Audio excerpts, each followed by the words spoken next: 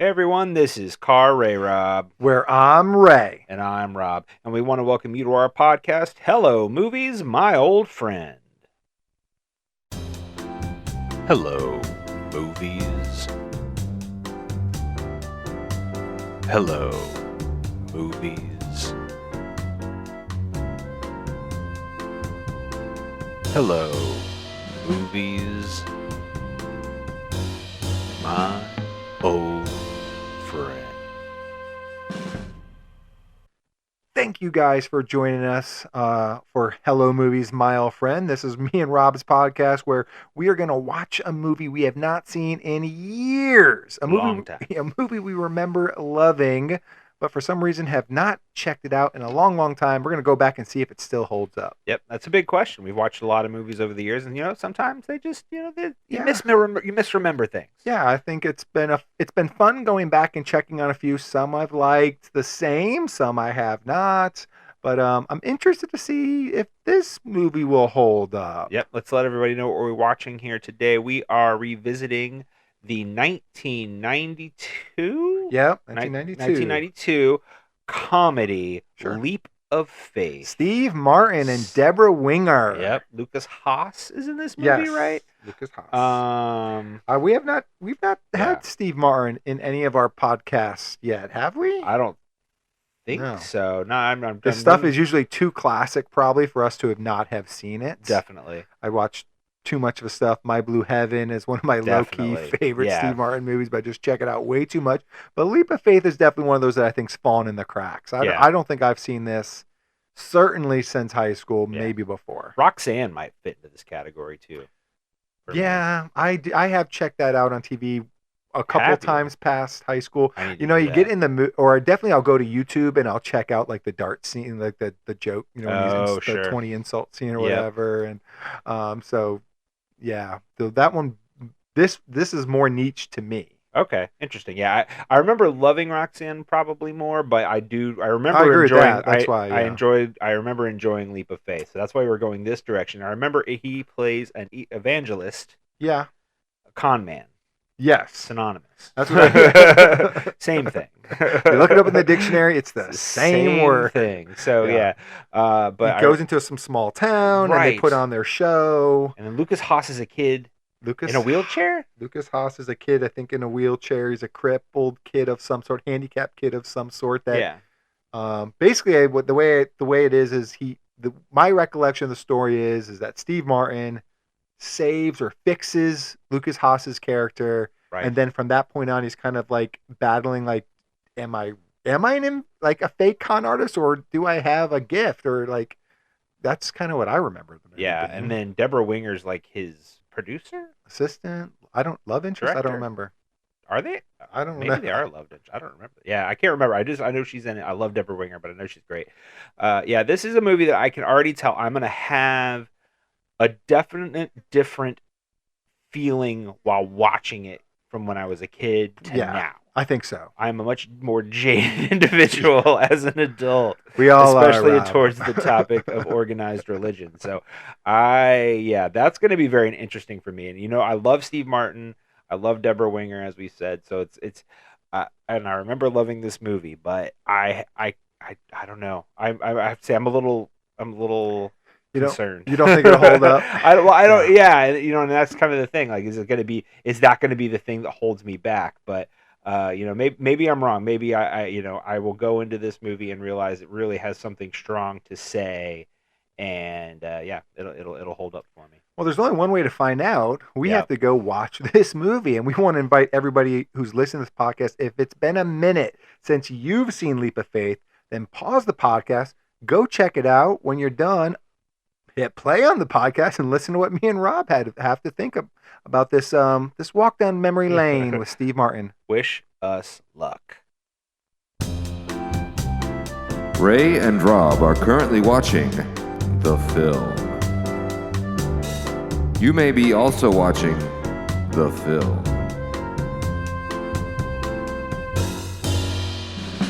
If you're not, then you're listening to me say that Ray and Rob are watching the film. They'll be right back when they're done watching the film.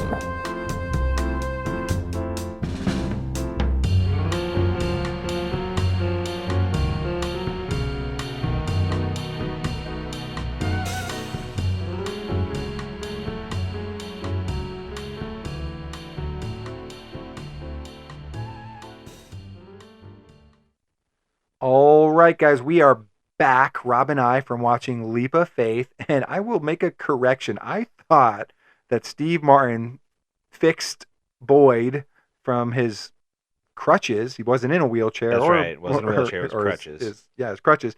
I thought that was like the midpoint of the movie, and then from that point on, Steve Martin like battles with, am I a fraud or am I the real deal? And that is not true. Boyd gets cured with about 10 minutes to go. Yeah. That's kind of the breaking point. That's like the third act plot break where it's like, oh, well, now I don't want to be a con man anymore. I thought that was weird. Like I don't know, it felt weird as I watched it. Yeah, I remembered him doing that, obviously, and I kept waiting for it. Right. And I kind of have in my notes, like, here's the first show, here's the second show, here's the third show, where's Boyd? Right. Yeah, because really Boyd doesn't even come to the show until that last one, right? The last one is the fourth one. Right. It seems super weird. So, yeah, I feel like it did kind of change maybe what I remembered the ending being or saying. Yeah, because like I said, I thought this movie, like the second half of the movie, was Steve Martin trying to battle, is he the real deal or not? And no, that he really just thinks about that for 5 minutes and he just bolts and just leaves. So like the ending of the movie is, I don't know if I guess let's talk about what his thought process was, because I do think that affects what the movie's actually saying. But he just kind of like realizes this miracle-ish thing happened and he feels guilty and leaves, and that's it. Like, I mean, however you want to interpret some of those choices, which we're going to talk about, but like that is the final 10 minutes of the movie. He just leaves. Yeah. And so I don't know, like this whole, I don't know, I think you could do this movie better, because I feel like where his character might get interesting and have some tough choices to make, that's when they cut the movie off. Yeah, I think it's ultimately him realizing, oh, look, there are real miracles in the world, and I've been such a nihilist up to this point, and just kind of conning all these people, pretending that there are miracles. Oh, you're the genuine article, because he's like, you're the genuine article, and you got to look out for the genuine article, right? And like it's like he realizes, oh, well, there are real, right? He says that to Boyd, and he's like, oh, so there are actual miracles in the world. So I feel, like you said, guilty. So I can't do this anymore. So I'm gonna leave. Yeah, it's interesting. I don't know if it felt earned. You know what I mean? Like an ending that it earned. Well, because it's only 5 minutes of it. You know what I mean? Right, exactly. Yeah. That's my point. Yeah. I mean, it just kind of happens. How it happens so quickly. I think they do such a great job of setting up who Steve Martin is. I think out of the gate, first scene, they're telling you who Steve Martin is, and he stays that person pretty much until the very last second.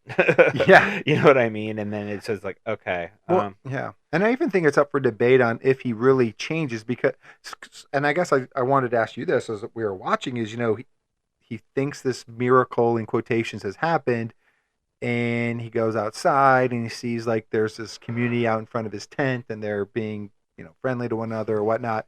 And then he just hitchhikes and leaves. But I guess what I was wondering, like, why is he leaving? Is he leaving because he's a good person now and he doesn't want to rob these people? Or is he just like, I don't want to rob these people? Like, how did you interpret the ending and why he left? I mean, I do think it is, like I said, trying to say that, oh, he realizes there are actual miracles in the world, so I can no longer con people, maybe based on that framework. Maybe he'll go and become a con man of a different sort. And, and he's very good at it. Right, exactly. He'll just get into finance or something, but like, con people that way. But it's, there's a lot of legal con man work these days. So they call it politics. Thank you, Rob. I don't think he'd have any problems, getting a job after that.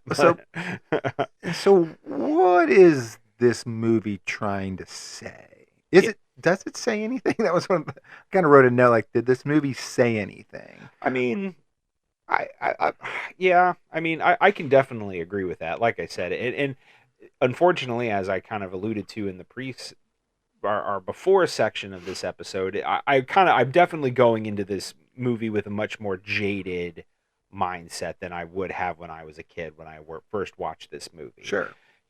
But the funny thing about it is again, chicken or the egg situation is, did movies like this kind of make me jaded? Because, true. I mean, if this movie does anything well, it really is just kind of showing you that evangelism is a big con. Oh, it does an amazing job right. at that. That's probably the most interesting thing about the movie, right. too. And I did remember that, like, from I was looking watching it forward as a to kid, like, where I remember this kind of, like, intricate system that they had put in place to, to set up the show. Yeah, they do some brilliant things. Right. I really love, like, the very first day they kind of walks in, she's old, so they're like, hey, do you want a better seat? And her seat happens to be a wheelchair, so that later in the show when she gets out of the wheelchair, and she can walk, right, it just looks like it looks like a miracle to everybody else. Right. Or when they were planting 20s in people's wallets, so the next day they're like, the Lord gave me money. Right. They had some brilliant little ideas. Absolutely. They were clearly professionals at what they do. And even like in the small scheme, where the opening scene, I kind of talked about earlier about how you're really from the out of the gate, they explained who Steve Martin was and set up that character so brilliantly. And I think that the con on the policeman was a total,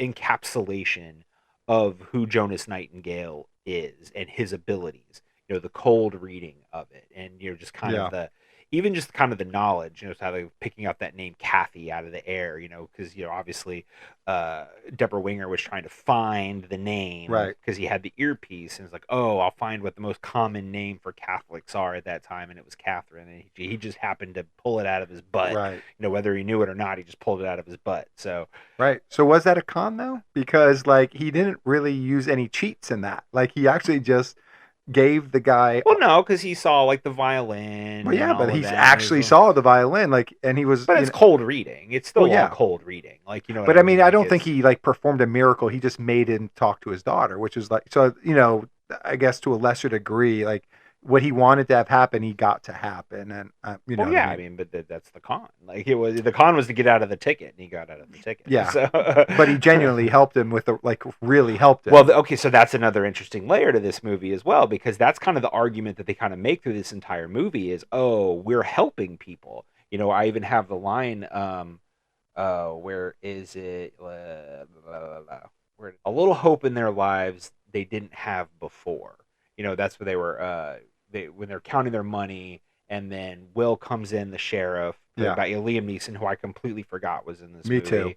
And then he talks about the Broadway show, and then he says, they leave humming a tune, but for me they leave having a little hope in their lives they didn't have before. So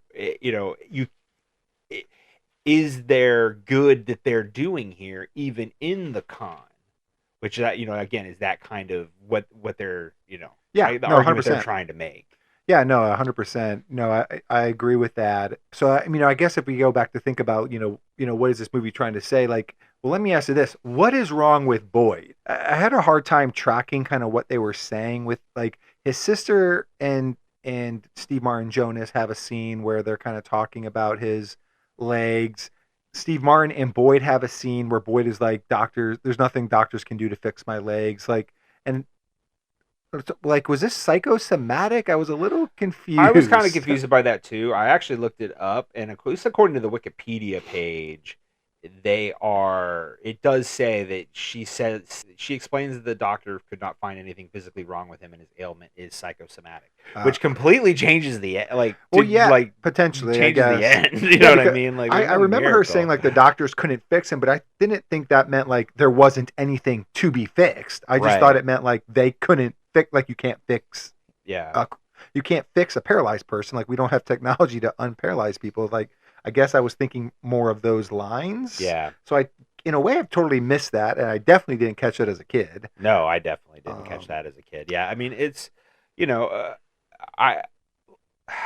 it's like I said. I mean, for me, if that is the case, and it's psychosomatic, then it even I think degrades the ending even more, because obviously even Jonas didn't do anything. There was no miracle. I mean, I guess that's maybe the wrong way to look at it. Maybe the miracle was that his brain finally started functioning properly again, and he was finally able to move. Whatever was causing that psychosomatic state was gone. Yeah. Whether it was his quote unquote faith or whatever, he was able to walk confidence, again. Maybe, right? Just, whatever. Yeah. And I guess able to walk again. Yeah, and I think you could play loosey goosey then on, is that a miracle, and the semantics of what is a miracle. Like, was a miracle performed or not. I don't Right. know.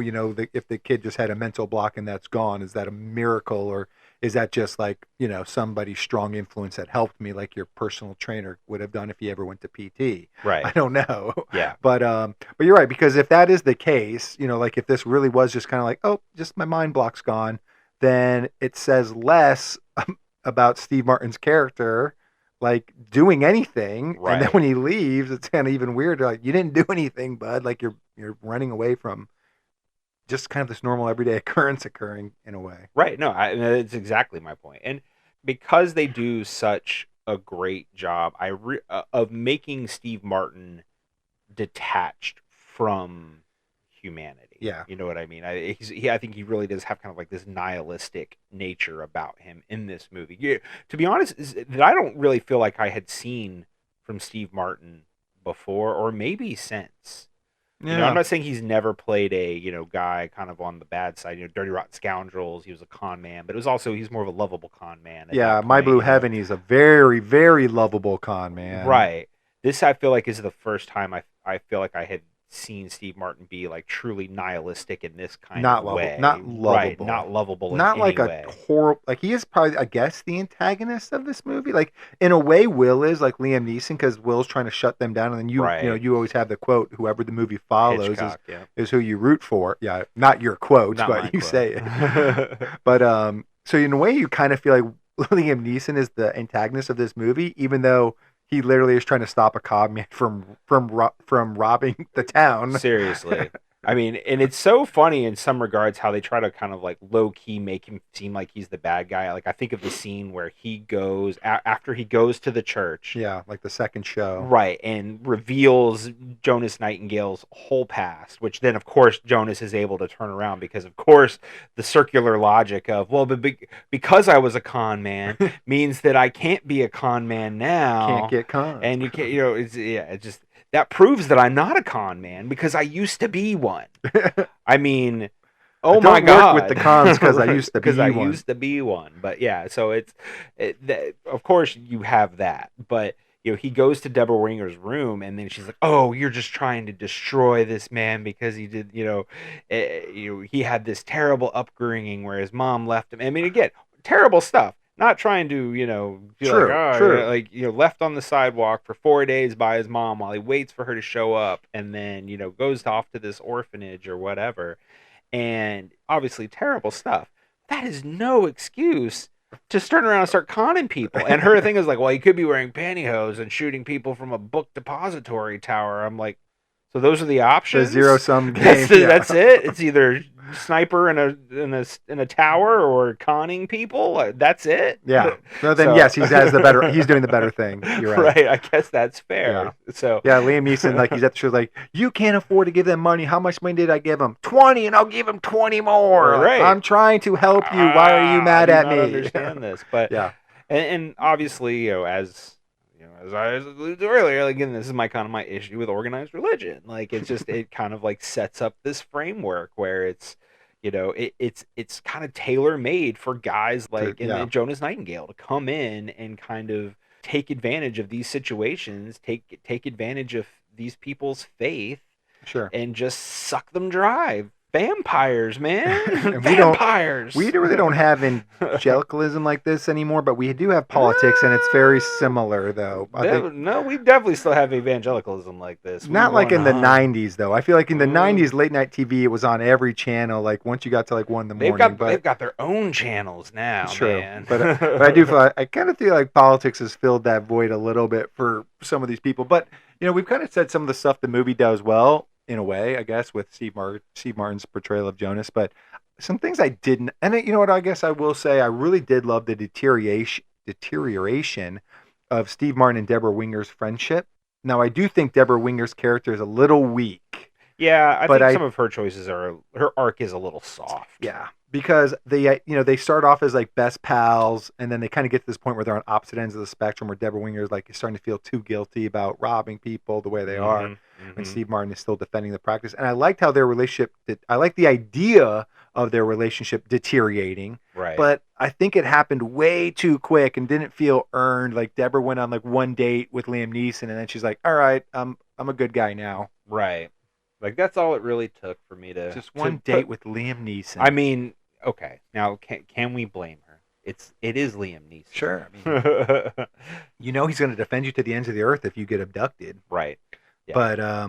But yeah. So I thought like her and Will's like love like pursuit of each other was kind of maybe some of the most boring parts of the movie for me. Yeah. I don't feel like it was like I don't think there was enough there where he was like working to change her mind and like maybe even make her turn feel more earned. Right. In the beginning, I felt like he didn't even like her. It really wasn't until it was like, oh, let me show you my butterflies. And then it was like, oh, okay. Yeah. Well, it's like, yeah, he was always telling like, dude, do a lot of cops fall for this scheme? And she's like, yeah. And then he's like, not me. Right. And then he's backing away. She pretends he got hit by the car and he just starts cracking up. I'm like, it is working. It is working on you. Sure. But yeah, so I didn't, I don't know if that was all that great either. And for me, like just the fact that Boyd and his sister, Marva, right? We're just not in this. Davidovitch. We're not in this movie a lot. And again, I thought the whole movie centered around Boyd being able to walk. The fact that they really like go half hours of this movie without being in it seemed weird to me too. Yeah, and they kind of tried to, at least at some points, kind of centralize Jonas's pursuit of Marva, and that those moments. Yeah, they felt really kind of weird in that regard, where it was, oh, she's not just kind of like Will not giving him the time of day, just like Will's at the beginning wasn't giving Jane the time of day. And so like they're both kind of pursuing these people in this town in a way that's, neither one of them seem to be falling for their chicanery. But it was a really funny line though, that where Jane and Slingshots. Jonas, there was a slingshot line, which I think that one is really good. The women are like slingshots. The greater the resistance, the farther you can get with them. That one I thought was really great. But another one was where they were talking about how he was complaining that Marva isn't falling for any of his lines. He's giving her my grade A stuff, and she's just not falling for it. And Jane kind of questions why he's pushing so hard, and she says, "Is she like the holy grail of road?" I thought that was just like, I thought that line, to me it was like felt a little out of left field. It did, but it was so good. That was one of the times in the movie I literally just started cracking up. Because again, there's the religious connotations of the Holy Grail, and then of course. So it was funny. One thing I thought was really weird was the when Steve Martin was jogging and he's got this crop top on, and I'm like, that is not male clothing. Well, his whole look was odd for jogging. Like even Boyd was like, and a crop top. You usually jog in your cowboy hat? Yeah, I used to jog in my boots. Like, that sounds awful. Cowboy hat, jeans, and some kind of crop top. I'm like, this is not. That's called yogging. Yeah, that's not even jogging. That's yogging with a soft J. Yeah, that's what that is. Okay, great. What do you think about the rain, though? I still feel like the rain got me. Like when he's running away, when Steve Martin is running away, he's like, the movie's kind of over, and then it starts raining, which is what the town's been praying for so long. I was like, that is what I'm like. Obviously, not a miracle necessarily. Like guys probably have a weatherman that told them it was going to rain that night if they would just watch the news. Right. But I still think like movie going, I'm like, this part works for me. I do like this. Yeah, I mean, you knew it was going to happen. Of course. You know it was going to happen from the beginning. Where they're like, oh, the only thing we need is rain. So you're like, okay, so it's definitely going to rain at some point during this movie. And yeah, I mean, but timing-wise, I think they got that right. Yeah, I could agree with that. Having that be kind of the closing quote unquote miracle. In the scene. Yeah, is it starting? I'm not going to call rain a miracle. Right. But yeah.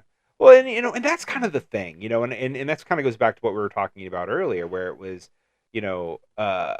this idea of what constitutes a miracle and what doesn't. And it's, yes, miracles happen every day, but that doesn't mean that they're, connected to some sort of religious experience. You know what I mean? Like there are just things that happen in life that are really great that they happened.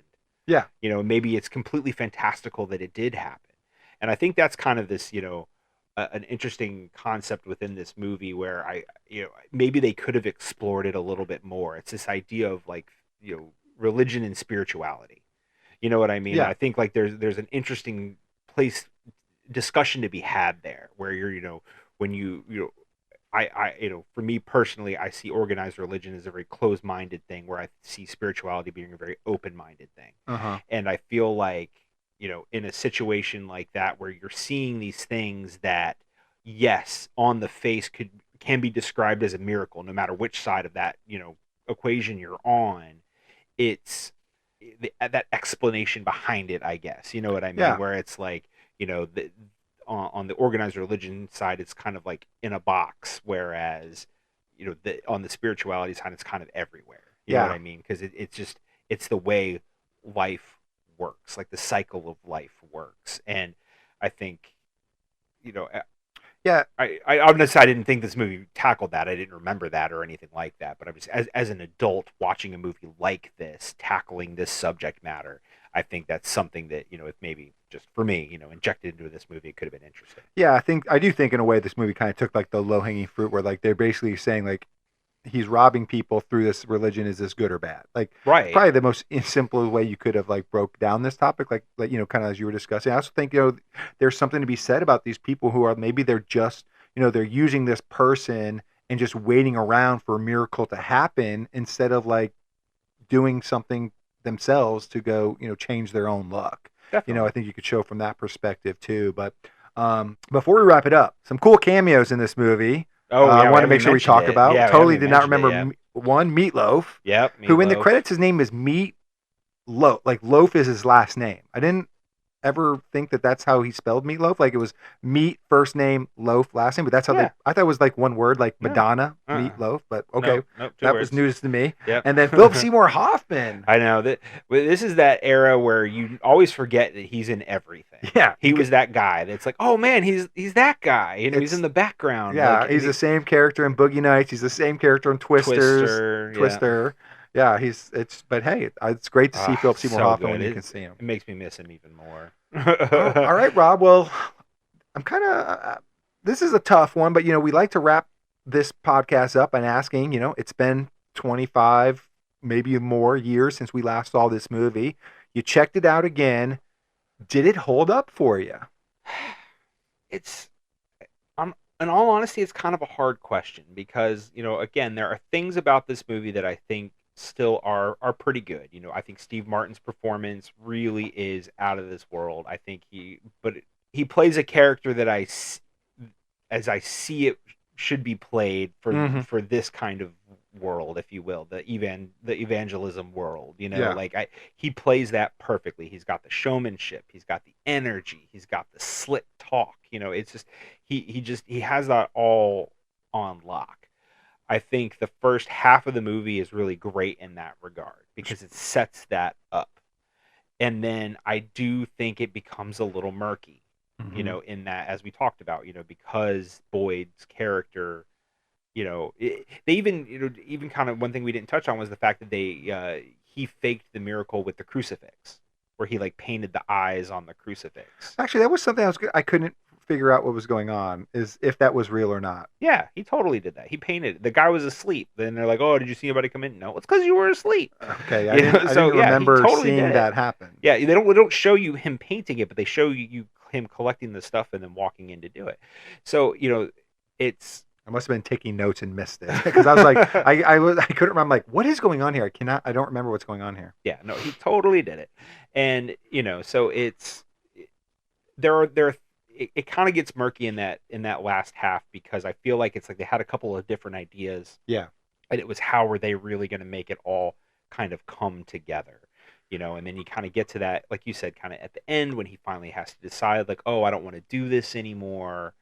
Because there are real miracles in the world. Like he walks outside, as you said, and like see all of those people out there. Yeah. And it's a situation where, I think it kind of, I don't know, like it didn't land in that regard for me. Like his choice just didn't necessarily make a whole lot of sense. Like it felt a little saccharine in some ways, where it was kind of forced. I'm gonna have to say yes, no. Can I do that? I don't know. You can do whatever you want. I can do whatever. We're not too strict here. I think it's like, I think half yes, half no. Yeah. I mean, overall, I think there are still things about this movie that I enjoyed, but did it hit any way like it would have when I was a kid? No. Right. So I'm gonna give it F plus. I don't know. Like, you passed the test. Barely. What about you, man? I feel very similarly to you, where I really enjoy the first 45 minutes. I love the con. I think they do a great job showing the con. Yeah. But when the characters, kind of like I said earlier, when the characters have to start making tough choices, they end the movie instead of really kind of getting to explore what I think could have been the most interesting stuff. Yeah. So, not to just repeat everything that you said. You said it well you're enough. Gonna do that because you always do. So I'm just gonna answer the question. I'm gonna say more definitive than you. I'm gonna say no. I don't recommend this because I think if you haven't seen some of the other Steve Martin movies in a long time, go check those out first. Like if you haven't seen My Blue Heaven in a long time, go watch My Blue Heaven. You're biased. Yeah, I am. I love My Blue Heaven a lot.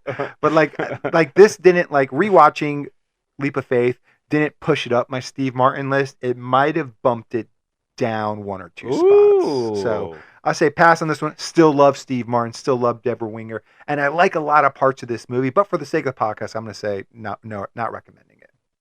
And on that note, Rob, I think it's a good time to kind of wrap up this conversation on A Leap of Faith. I think we are kind of done, but I don't think it would be a huge leap to ask the audience to do a bit more. And ways they could do that would be by liking the podcast, subscribing to the podcast if you haven't done that, leaving us a 5-star review. If you do, we will read your review, whatever it is, live on air someday. You can email us if you want to get in touch with the podcast at carrayrob@gmail.com. And you can also connect with us on Blue Sky. Absolutely. And if there is a comment section on whatever platform you are listening on, by all means, leave us a comment. Let us know what you thought of Leap of Faith. Let us know what your favorite Steve Martin movie is. That would be really cool. My Blue Heaven? It might be. It might be. It's definitely on Ray's. Maybe it'll be on somebody else's. Yeah. It's not higher than the jerk. It's not higher than the jerk, but I do love My Blue Heaven. Fair enough. Okay. Leave us a top 10. Leave us a top 5. Make sure My Blue Heaven's on there for Ray.